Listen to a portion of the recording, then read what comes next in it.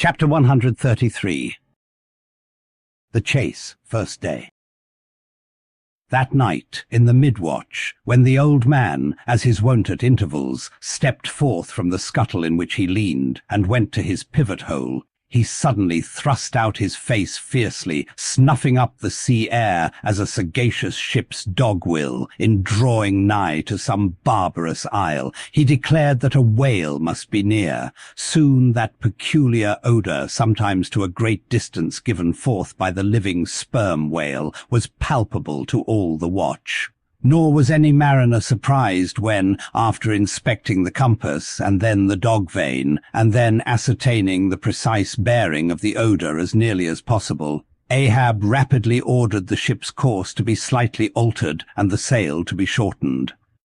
The acute policy dictating these movements was sufficiently vindicated at daybreak by the sight of a long sleek on the sea directly and lengthwise ahead, smooth as oil, and resembling in the pleated, watery wrinkles bordering it the polished, metallic-like marks of some swift tide-rip at the mouth of a deep, rapid stream.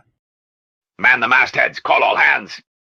Thundering with the butts of 3 clubbed handspikes on the forecastle deck, Dagu roused the sleepers with such judgment claps that they seemed to exhale from the scuttle, so instantaneously did they appear with their clothes in their hands.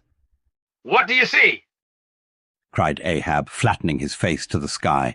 "Nothing, nothing, sir," was the sound hailing down in reply. "To gallant sails, stun sails, alow and aloft and on both sides." All sail being set, he now cast loose the lifeline, reserved for swaying him to the main royal mast head, and in a few moments they were hoisting him thither, when, while but 2/3 of the way aloft, and while peering ahead through the horizontal vacancy between the main topsail and topgallant sail, he raised a gull-like cry in the air.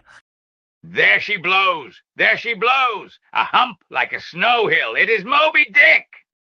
Fired by the cry, which seemed simultaneously taken up by the 3 lookouts, the men on deck rushed to the rigging to behold the famous whale they had so long been pursuing. Ahab had now gained his final perch, some feet above the other lookouts, Tashtego standing just beneath him on the cap of the top gallant mast, so that the Indian's head was almost on a level with Ahab's heel. From this height, the whale was now seen some mile or so ahead, at every roll of the sea revealing his high, sparkling hump and regularly jetting his silent spout into the air. To the credulous mariners, it seemed the same silent spout they had so long ago beheld in the moonlit Atlantic and Indian Oceans. "And did none of ye see it before?" cried Ahab, hailing the perched men all around him. "I saw him almost that same instant, sir, that Captain Ahab did, and I cried out," said Tashtego. "Not the same instant, not the same. No, the doubloon is mine. Fate reserved the doubloon for me. I only. None of ye could have raised the white whale first. There she blows, there she blows, there she blows, there again, there again," he cried in long-drawn, lingering, methodic tones, attuned to the gradual prolongings of the whale's visible jets. "He's going to sound! In stun sails! Down top-gallant sails! Stand by 3 boats! Mr. Starbuck, remember, stay on board and keep the ship! Helm there! Luff! Luff a point! So! Steady, man! Steady! There go flukes! No, no, only black water! All ready, the boats there! Stand by, stand by! Lower me, Mr. Starbuck! Lower, lower! Quick, quicker!" And he slid through the air to the deck. "He's heading straight to leeward, sir!" cried Stubb. "Right away from us. Cannot have seen the ship yet." "Be dumb, man! Stand by the braces! Hard down the helm! Brace up! Shiver her! Shiver her! So well that! Boats! Boats!" Soon all the boats but Starbuck's were dropped, all the boat sails set, all the paddles plying, with rippling swiftness shooting to leeward, and Ahab heading the onset. A pale death glimmer lit up Fedala's sunken eyes. A hideous motion gnawed his mouth. Like noiseless nautilus shells, their light prows sped through the sea, but only slowly they neared the foe. As they neared him, the ocean grew still more smooth, seemed drawing a carpet over its waves, seemed a noon meadow, so serenely it spread. At length the breathless hunter came so nigh his seemingly unsuspecting prey that his entire dazzling hump was distinctly visible, sliding along the sea as if an isolated thing and continually set in a revolving ring of finest, fleecy, greenish foam. He saw the vast involved wrinkles of the slightly projecting head beyond. Before it, far out on the soft, Turkish rugged waters, went the glistening white shadow from his broad, milky forehead, a musical rippling playfully accompanying the shade, and behind, the blue waters interchangeably flowed over into the moving valley of his steady wake, and on either hand bright bubbles arose and danced by his side. But these were broken again by the light toes of hundreds of gay fowls softly feathering the sea, alternate with their fitful flight. And like to some flagstaff rising from the painted hull of an argosy, the tall but shattered pole of a recent lance projected from the white whale's back, and at intervals one of the cloud of soft-toed fowls hovering, and to and fro skimming like a canopy over the fish, silently perched and rocked on this pole, the long tail feathers streaming like pennons. A gentle joyousness, a mighty mildness of repose in swiftness, invested the gliding whale. Not the white bull Jupiter swimming away with ravished Europa clinging to his graceful horns, his lovely leering eyes sideways intent upon the maid, with smooth bewitching fleetness, rippling straight for the nuptial bower in Crete. Not Jove, not that great majesty supreme, did surpass the glorified white whale as he so divinely swam. On each soft side, coincident with the parted swell, that but once laving him then flowed so wide away, on each bright side the whale shed off enticings. No wonder there had been some among the hunters who, namelessly transported and allured by all this serenity, had ventured to assail it, but had fatally found that quietude but the vesture of tornadoes. Yet calm, enticing calm, O whale, thou glidest on, to all who for the first time eye thee, no matter how many in that same way thou mayst have bejuggled and destroyed before. And thus, through the serene tranquillities of the tropical sea, among waves whose hand-clappings were suspended by exceeding rapture, Moby Dick moved on, still withholding from sight the full terrors of his submerged trunk, entirely hiding the wrenched hideousness of his jaw. But soon the forepart of him slowly rose from the water. For an instant his whole marbleized body formed a high arch, like Virginia's natural bridge, and warningly waving his bannered flukes in the air, the grand god revealed himself, sounded, and went out of sight. Hoveringly halting and dipping on the wing, the white seafowls longingly lingered over the agitated pool that he left. With oars apeak and paddles down, the sheets of their sails adrift, the three boats now stilly floated, awaiting Moby Dick's reappearance. An hour, said Ahab, standing rooted in his boat's stern, and he gazed beyond the whale's place, towards the dim blue spaces and wide wooing vacancies to leeward. It was only an instant, for again his eyes seemed whirling round in his head as he swept the watery circle. The breeze now freshened, the sea began to swell. The birds! Cried Tashtego. In long Indian file, as when herons take wing, the white birds were now all flying towards Ahab's boat, and when within a few yards began fluttering over the water there, wheeling round and round, with joyous, expectant cries. Their vision was keener than man's. Ahab could discover no sign in the sea, but suddenly as he peered down and down into its depths, he profoundly saw a white living spot, no bigger than a white weasel, with wonderful celerity uprising and magnifying as it rose till it turned, and then there were plainly revealed two long crooked rows of white glistening teeth floating up from the undiscoverable bottom. It was Moby Dick's open mouth and scrolled jaw, his vast shadowed bulk still half blending with the blue of the sea. The glittering mouth yawned beneath the boat like an open-doored marble tomb, and giving one sidelong sweep with his steering oar, Ahab whirled the craft aside from this tremendous apparition. Then, calling upon Fedallah to change places with him, went forward to the bows, and seizing Perth's harpoon, commanded his crew to grasp their oars and stand by to stern. Now, by reason of this timely spinning round the boat upon its axis, its bow, by anticipation, was made to face the whale's head while yet under water.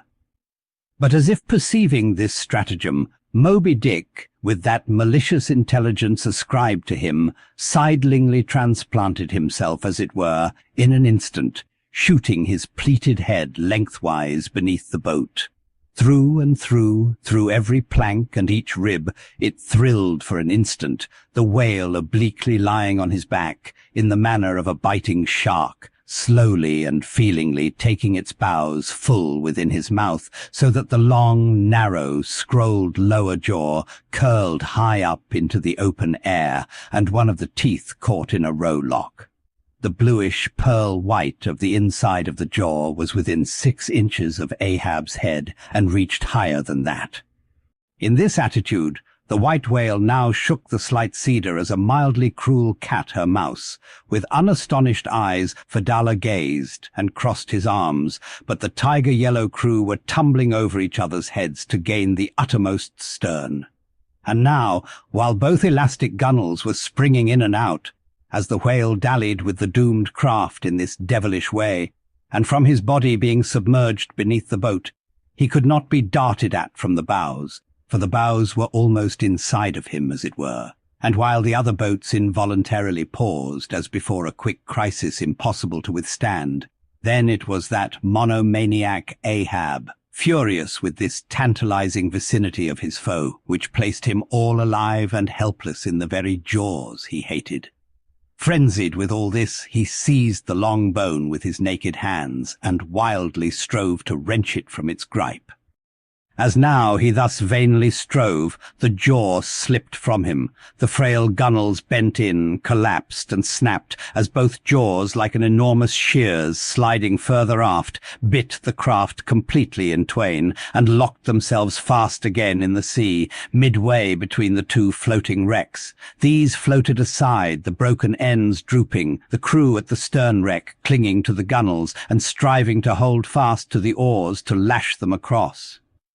At that preluding moment, ere the boat was yet snapped, Ahab, the first to perceive the whale's intent by the crafty upraising of his head, a movement that loosed his hold for the time. At that moment his hand had made one final effort to push the boat out of the bight, but only slipping further into the whale's mouth, and tilting over sideways as it slipped, the boat had shaken off his hold on the jaw, spilled him out of it as he leaned to the push, and so he fell flat-faced upon the sea. Ripplingly withdrawing from his prey, Moby Dick now lay at a little distance, vertically thrusting his oblong white head up and down in the billows, and at the same time slowly revolving his whole spindled body, so that when his vast, wrinkled forehead rose, some 20 or more feet out of the water, the now rising swells, with all their confluent waves, dazzlingly broke against it, vindictively tossing their shivered spray still higher into the air. So, in a gale, the but half-baffled Channel billows only recoil from the base of the Eddystone, triumphantly to overleap its summit with their scud. But soon resuming his horizontal attitude, Moby Dick swam swiftly round and round the wrecked crew, sideways churning the water in his vengeful wake, as if lashing himself up to still another and more deadly assault. The sight of the splintered boat seemed to madden him, as the blood of grapes and mulberries cast before Antiochus's elephants in the Book of Maccabees.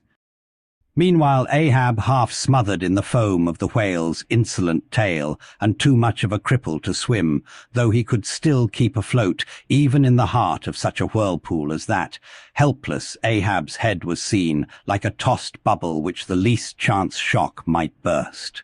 From the boat's fragmentary stern, Fedallah incuriously and mildly eyed him. The clinging crew at the other drifting end could not succour him. More than enough was it for them to look to themselves. For so revolvingly appalling was the white whale's aspect, and so planetarily swift the ever-contracting circles he made, that he seemed horizontally swooping upon them. And though the other boats, unharmed, still hovered hard by, still they dared not pull into the eddy to strike, lest that should be the signal for the instant destruction of the jeopardized castaways, Ahab and all, nor in that case could they themselves hope to escape. With straining eyes, then, they remained on the outer edge of the direful zone, whose centre had now become the old man's head. Meantime, from the beginning, all this had been descried from the ship's mast heads, and squaring her yards, she had borne down upon the scene, and was now so nigh that Ahab in the water hailed her. "Sail on there." But that moment a breaking sea dashed on him from Moby Dick and whelmed him for the time, but struggling out of it again and chancing to rise on a towering crest, he shouted, "Sail on the whale! Drive him off!" The Pequod's prow was pointed, and breaking up the charmed circle, she effectually parted the white whale from his victim. As he sullenly swam off, the boats flew to the rescue, dragged into Stubbs' boat with bloodshot, blinded eyes, the white brine caking in his wrinkles. The long tension of Ahab's bodily strength did crack, and helplessly he yielded to his body's doom, for a time lying all crushed in the bottom of Stubbs' boat, like one trodden under foot of herds of elephants. Far inland, nameless wails came from him, as desolate sounds from out ravines. But this intensity of his physical prostration did but so much the more abbreviate it. In an instant's compass, great hearts sometimes condense to one deep pang, the sum total of those shallow pains kindly diffused through feebler men's whole lives. And so, such hearts, though summary in each one's suffering, still, if the gods decree it, in their lifetime aggregate a whole age of woe, wholly made up of instantaneous intensities, for even in their pointless centres those noble natures contain the entire circumferences of inferior souls. "The harpoon!" said Ahab, halfway rising and draggingly leaning on one bended arm. "Is it safe?" Aye, sir, for it was not darted. This is it, said Stubb, showing it. "Lay it before me. Any missing men?" 1, 2, 3, 4, 5. There were 5 oars, sir, and here are 5 men. "That's good. Help me, man. I wish to stand. So, I see him. There, going to leeward still. What a leaping spout. Hands off from me. The eternal sap runs up in Ahab's bones again. Set the sail. Out oars. The helm." It is often the case that when a boat is stove, its crew, being picked up by another boat, help to work that second boat, and the chase is thus continued with what is called double-banked oars. It was thus now. But the added power of the boat did not equal the added power of the whale, for he seemed to have treble-banked his every fin, swimming with a velocity which plainly showed that if now, under these circumstances, pushed on, the chase would prove an indefinitely prolonged, if not a hopeless one.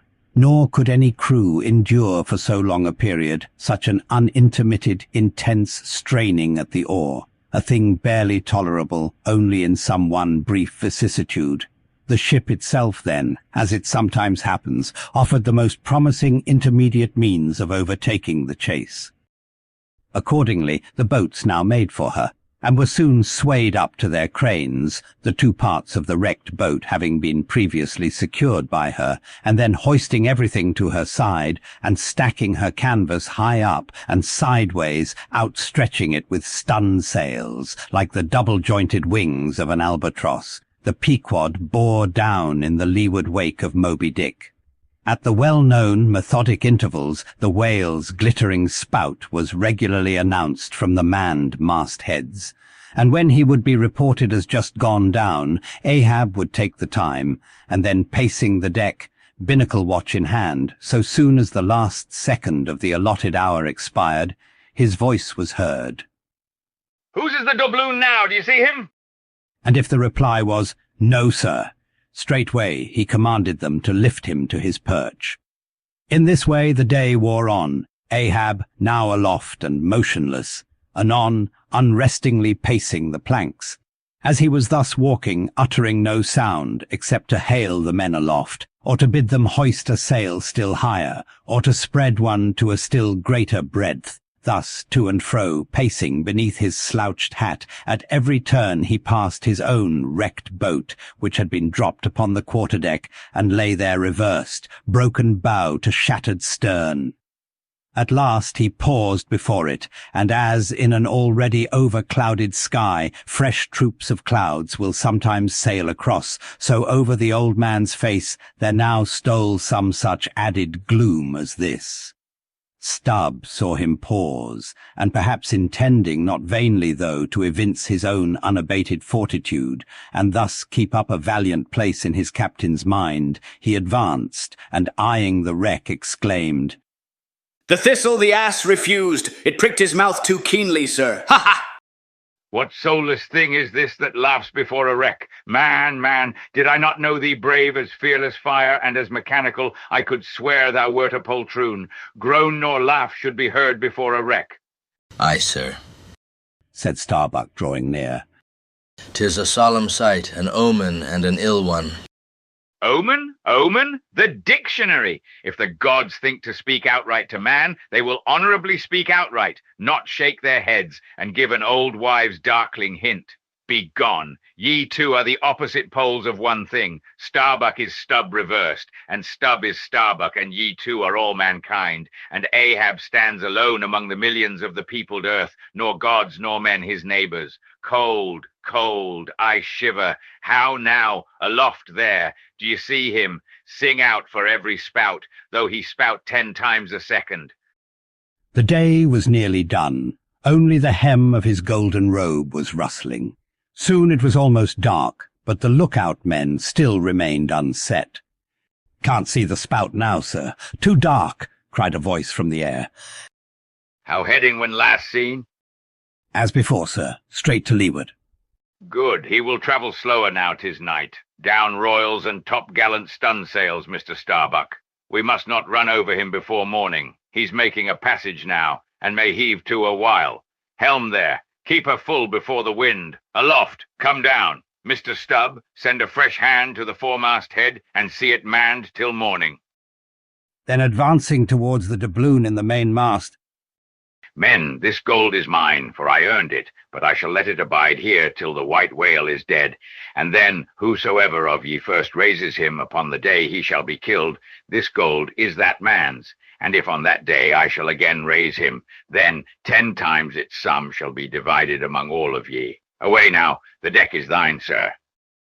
and so saying, he placed himself halfway within the scuttle, and slouching his hat, stood there till dawn, except when at intervals rousing himself to see how the night wore on.